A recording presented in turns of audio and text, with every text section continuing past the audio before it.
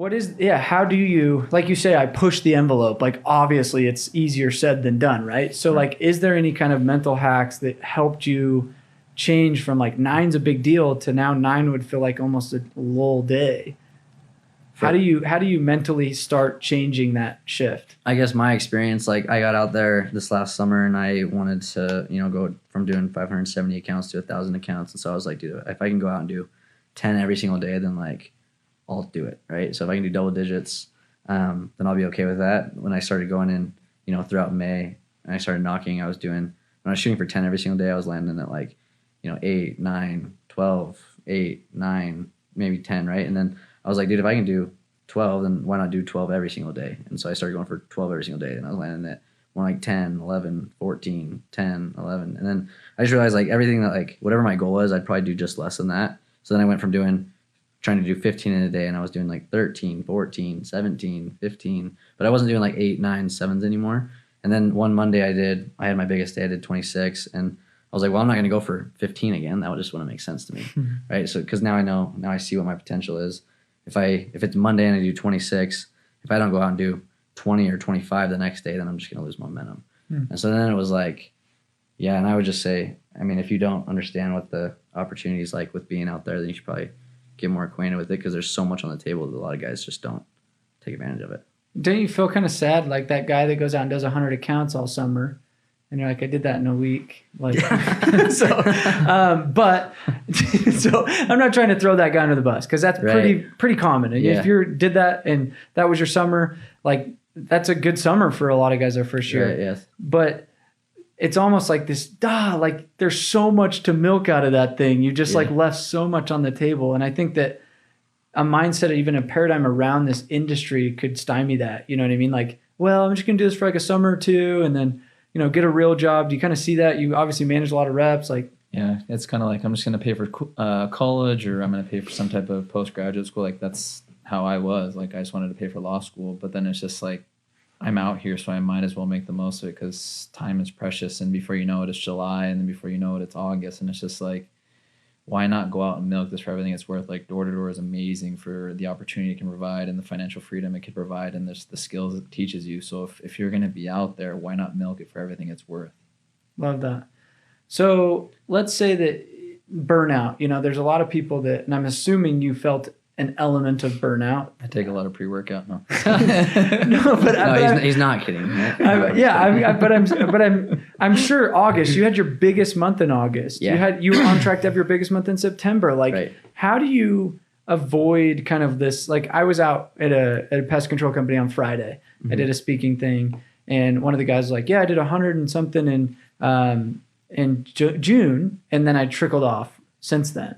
And I see that a lot. I'm assuming you've seen that with reps. They're like, oh, I had a big month, and then kind of phase out. How did you guys continue to keep breaking your own records? And what did you do to avoid kind of getting this like, oh, summer's almost over, just kind of winding down? Right. I would say two things. One, I'm a big routine guy.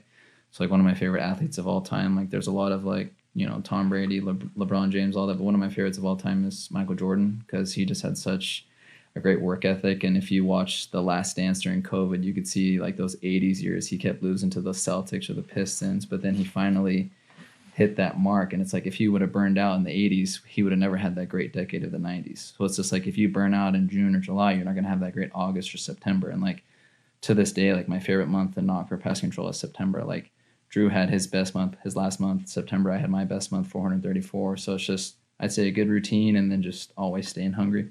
So with your best month in September, how many guys get into this whole, you're the 10th pest control guy this summer that's come by. You probably get that objection, right? Yeah. And it's September. People would already beat you to all the neighborhoods. What's your mindset going into a neighborhood where you're dealing with competitors? And I get this all the time. They're like, dude, my reps, we're bouncing around because we're trying to avoid the Aptos of the world, and we're trying to run from all the other, there's 12 companies in my damn neighborhood. Like, is that a thing? Yeah, totally. Very much so, right? Yeah. So how do you... what is the frame of mind that you have going into that type of neighborhood? It's just, you have to, like, as crazy it might sound, like you just have to tell yourself, like, there's plenty of deals there that either want to be switched over or just don't know that they want to be switched over. Whether they're in contract or out of contract, there's still deals there. And I honestly, and I don't know if Cody's the same. I think he might be, but I prefer to knock behind companies anyways. So like I just, they warm you up. They warm them up perfectly, and then if you come in, and I think for me, like I'm a big mentality guy. Like I have to, especially in August when I think that I'm getting tired, or or in September when I think I'm getting tired, I think I'm getting burned out. Like one, I'm not. That's totally fictional. But two, like I have to tell myself, like I know a million people have already been here, but it doesn't matter because I'm the best in the whole industry. So just that self-talk. Yeah, and the customer doesn't know if you're a rookie and you only sell 80 accounts on the summer, or if you're me or Cody and sell $1 million in revenue. Like you have to tell yourself, whether you are or aren't, that you have to tell yourself you're the best at this job. I love that. What are some things that you found? Like, did you deal with any kind of hardship in the summer? I think that a lot of people, they think, the year I did 400, I broke my ankle like midsummer, and a lot of people don't know that. And I think there's a lot of reps that are like, oh, I would have, I could have, but my stars weren't aligned. Yeah, and my sister died, and my cousin got a flat tire, and he needed me to like help him for a month, and you know what I mean? Yeah. For a month. He did push his car across the country. Yeah, and you've heard every story, right? Right.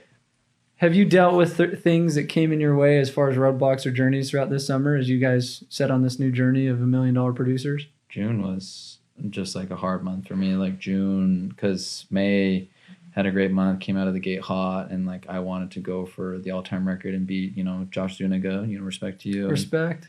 But then June hit, and it just like we moved into Illinois, and just saturation. My mentality changed, and then had a lot of personal things and family things. But it's just kind of like you still got to stay steady. It's not as what I was doing in May, but you still got to stay steady.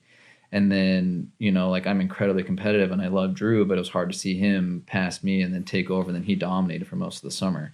And that was hard for me too. But it was just, you just keep going. You keep plugging and chugging. You keep your goals front and center. And it doesn't matter if the stars align or it's the hardest summer. Like if you will it, like you'll achieve it. You know what I mean?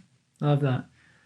Did you have anything? I think it was in the month of, I want to say it was either in July or August, but one of my good buddies passed away, and I had like, I sold, like I still tried to go out, and I still sold like 5 or 6 that day, and that was like one of my lower days on the summer. But I just had to tell myself like there's nothing I could do about it. Like I need to lock back in, and I need to stay locked in because I'm out there for a reason. Whatever I'm gonna do, like I'm gonna do it the right way, and so it doesn't do me any good now to sit here and mope over it. Like I need to get back to work, and so I went out early the next day and made up for it. Isn't that crazy? Like I think that it was interesting. I had this thought the other day where I'm like, bad things happen to the successful people. Totally. It's just, you just don't hear about it all the time. Yeah. Like it's not like, and we could talk about it, but it's like, that doesn't serve us. That doesn't, I mean, it's kind of like you move on, where I feel like those low level reps, it's constant. There's always every something. Day there's something new. And you'd ask a rep, you'd be like, so how'd you do today, Drew? And be like, I got like 1, but there was this one lady, and and I promise I got like 3 people were gonna call me, and then but then the cop came by, and it's like, did you ever have the cops called on you? Lots of times. Lots of times. Do you ever have doors slammed on you? All the time. Do you ever you know what I mean? Like, I would say like a big thing, right, is like getting sick, right, in the mornings. Like, I don't think I have the best immune system in the world, but from knocking doors for the last 3 years, like there's never been one morning that I was too sick to go to morning meeting, right? Like there's some things that the guys like get in the way, and I think frankly like me and Cody just don't let that happen. Like I've never been too sick, quote unquote, to miss meeting, and I think that's a huge thing, right? It just defines who you are as a salesman and a person while you're out there.